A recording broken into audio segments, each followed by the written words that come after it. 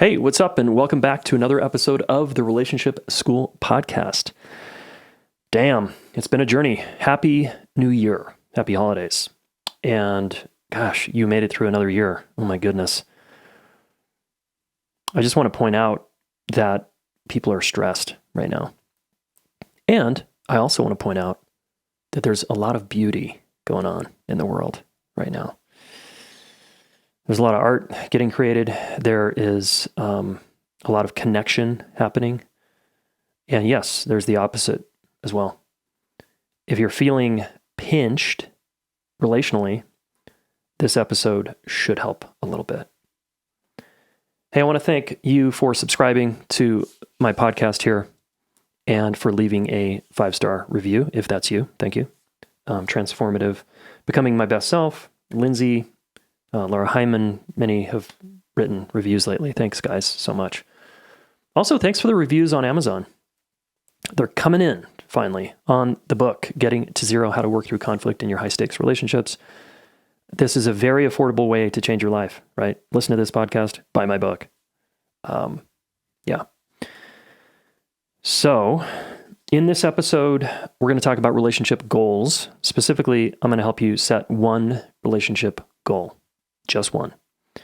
Because how many times do we set a lot of goals and we fall short, or we forget to set goals and we just sort of are operating, emotionally in life, just kind of reacting. And this is the power of goal setting, right? Is when we set goals, we state an intention clearly and we start to move toward it. And when we're in our victim seat because we just got hurt or blamed or, broken up with or divorced, it's understandable why it's hard to set a relationship goal because we're so emotional, we're so upset. And we need to feel our pain. And at the same time, we've also got to remember to move our relational life forward. So here's a few tips on how to do that, okay? So number one, you have to see the value of setting a goal in the first place. And goals are going to be harder if you don't value the thing that you're trying to set a goal around. For example, fitness. A lot of us don't value our health as much as we could, and so we try to set goals around our health, but we fall short. We make New Year's resolutions, and then we fall short of our goal. Why is that? What's going on there? Well, there's a lot of reasons if I look at my own behavior and other people's, but often we're falling short because we don't value the thing enough yet. For example, we don't value our health enough yet. It's lower down the list. We focus on our health like fourth in our value hierarchy, which I call the compass, right? Or fifth or sixth. And so it's going to be hard to, quote, get healthy when we don't value it. And yet setting goals in the first place is one of the things we can do to value it more. We can set a goal around it and begin to put a plan in place and apply ourselves. Relationship goals are no different. If you are in pain or want a better relationship, could be deeper, you want more sex, you want a better connection, you want a more secure relationship, you want to meet a partner, whatever the goal is around, wherever you're at on your journey, it's important to set the goal, but if you don't have behaviors that follow up and a plan to be successful with your goal, you're going to come up short, right? And then you're going to feel shame, usually. If we fall short of our goals, we feel shame. We don't tell anyone. We kind of don't want to tell anyone about our goals because, gosh, they might see us fail and that doesn't feel very good. I don't want to be seen as weak or incompetent, so I'll just keep my goals to myself. I hear ya. I do that and have done that, totally. But let's get real about a relationship goal, okay? And I want you to focus on the place in your relational life that is the most painful right now. And it could be, so let's just name some relationship pain points. Okay, you just ended a relationship. Someone just broke up with you. You're getting a divorce. You're in the process of that. Those are some options, right? Another painful relationship experience is being with a partner who feels resistant around repair and reconnection and won't meet us halfway. That's another very big pain point, right? Another one is we lack boundaries. And we just saw through the holidays that, gosh, we we sort of give away our time, or we let our family dictate the rules of the relational dynamic, and we kind of turn into a 10-year-old and we freeze. Another one could be around your seek-avoid dynamics as a couple, that one of you distances and one of you pursues, and for whatever reason, you haven't figured out a generative, really good way to do that dynamic. So think of your most painful relationship dynamic right now. What is it? And that is the place to set the goal. So let's say, for example, you just got broken up with. The goal is not to hurry up and find a new partner so that you can not feel, right, your bad feelings. The goal might be, I'm going to completely feel the pain of this breakup without drowning in it. I'm going to feel it fully and learn lessons from it of where I fell down, or I made mistakes, or I overgave, or I didn't have myself, or whatever. And I am going to heal around that part of my life. So this year is about healing through a very difficult breakup. And I'm going to make the commitment to heal, and I'm going to identify all the areas where I need to heal and the lessons that I need to learn. Because if you have it that it was all the other person, there's no goal to set around that, because it was the other person's fault and you didn't do anything wrong, right?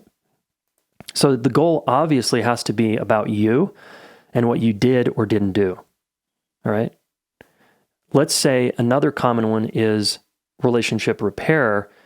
Essentially the topic of my book, Getting to Zero, it's getting back to a good place. So let's say you struggle to get back to a good place as a couple. You can't figure it out. You continue to not be able to do that.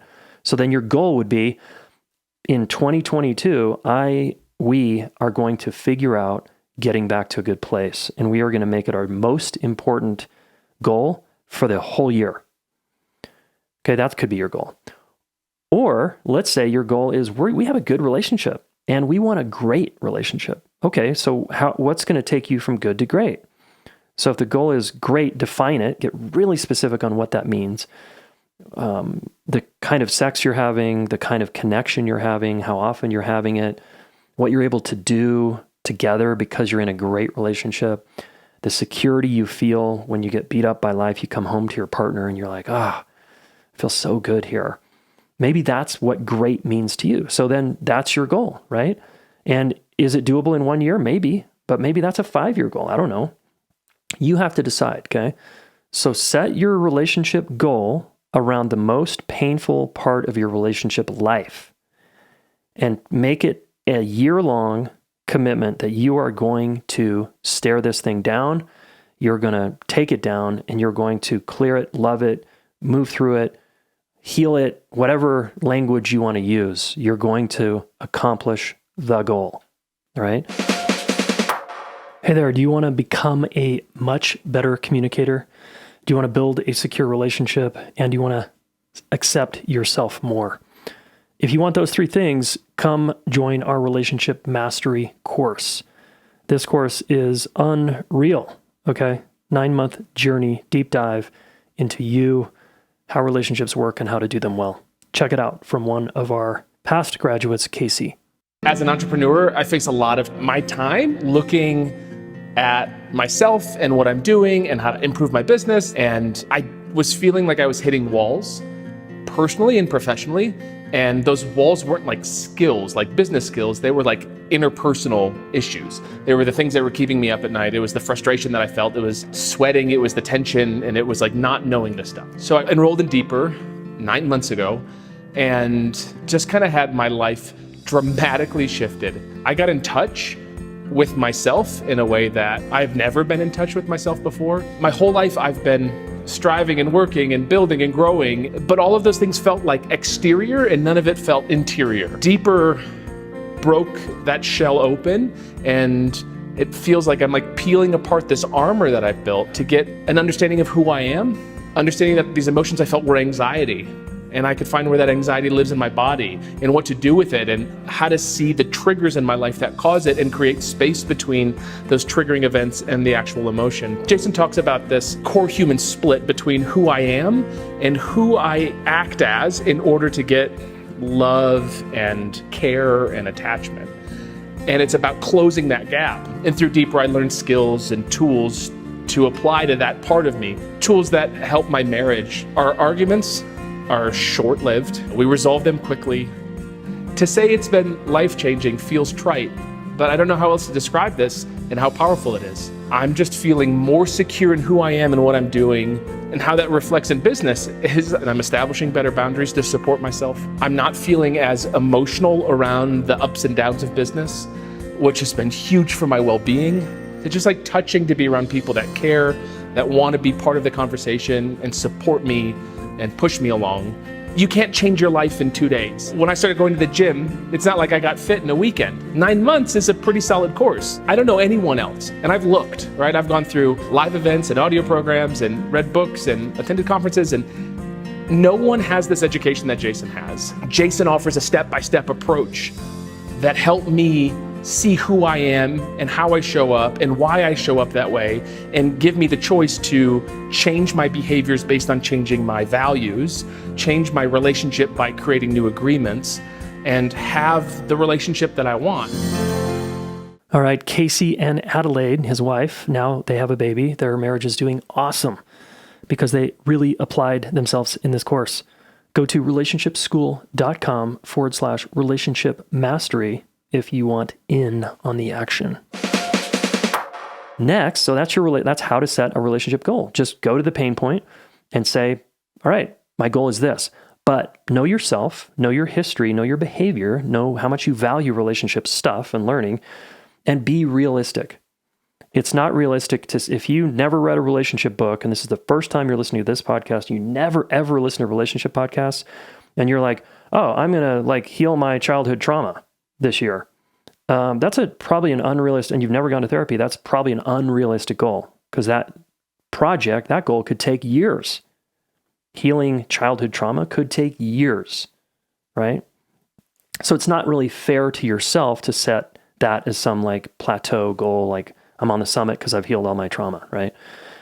The more I grow, the more I uncover, it seems, and the more I have to work with, which I like, because I want to be the best person I can be, and I also want to be fully myself.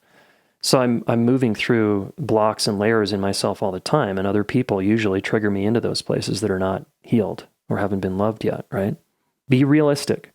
Another tip here is, if you want to change your values, in other words, it's hard to have a very strong, secure adult relationship that feels really good to both of you if you don't prioritize it, right?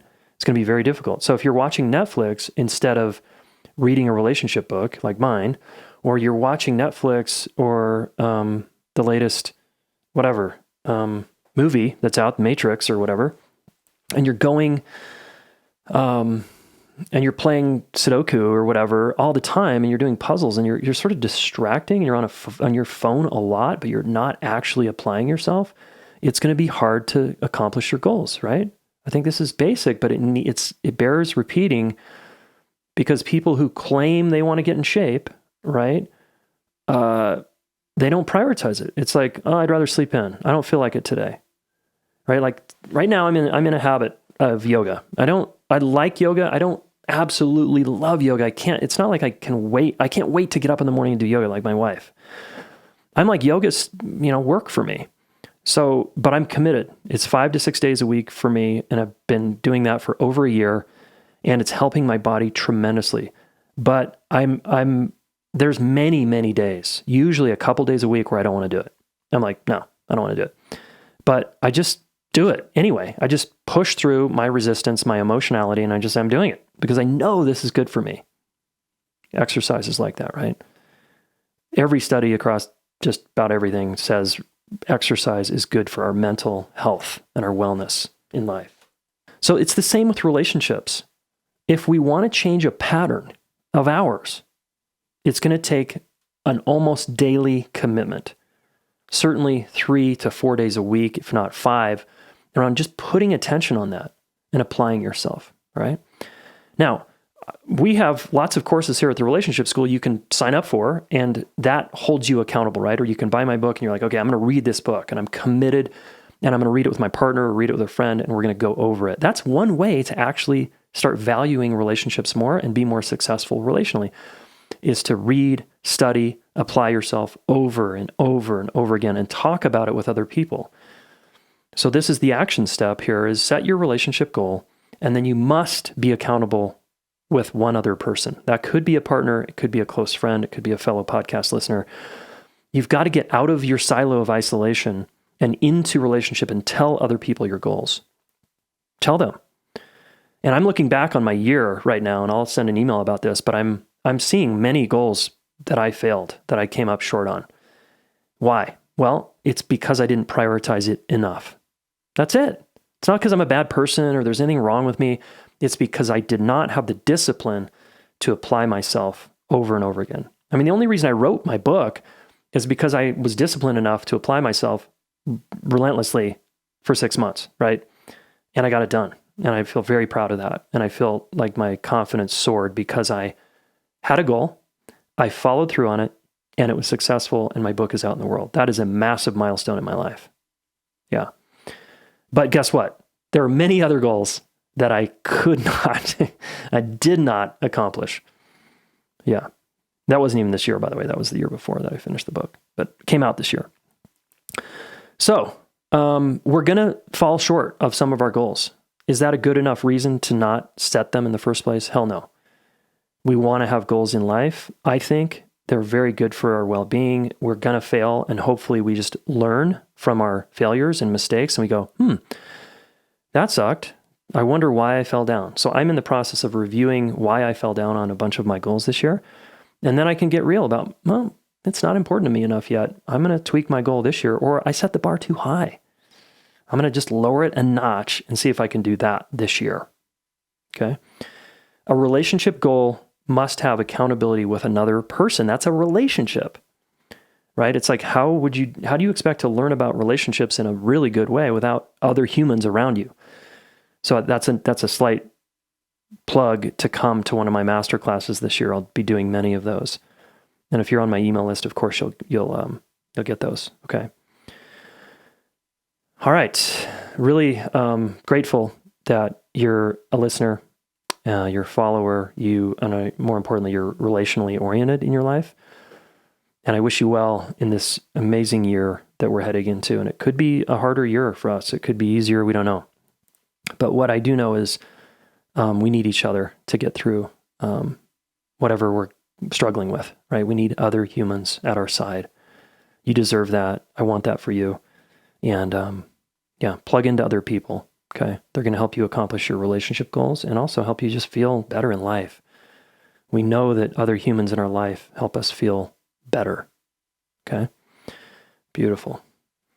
Thanks, y'all. Talk soon. If you're in pain relationally and you need immediate support, our coaches can help you. I've trained almost 100 coaches at this point, relationship coaches that are amazing humans, and they have the chops to help you get through this hard time, this hard moment you're going through. Or if you want to actually hire a coach and have someone in your corner to continue to up-level your communication skills, your listening skills, your conflict skills, these folks are incredible, okay? So all you need to do is go to relationshipschool.com/MRC. That stands for My Relationship Coach. So relationshipschool.com/MRC, right? If you want immediate, direct, effective help, check them out. Hey, thanks so much for listening. Please subscribe to this YouTube channel. Share one of these videos with a friend. We want to help the planet get their act together around relationships. And you are one of them, so thank you.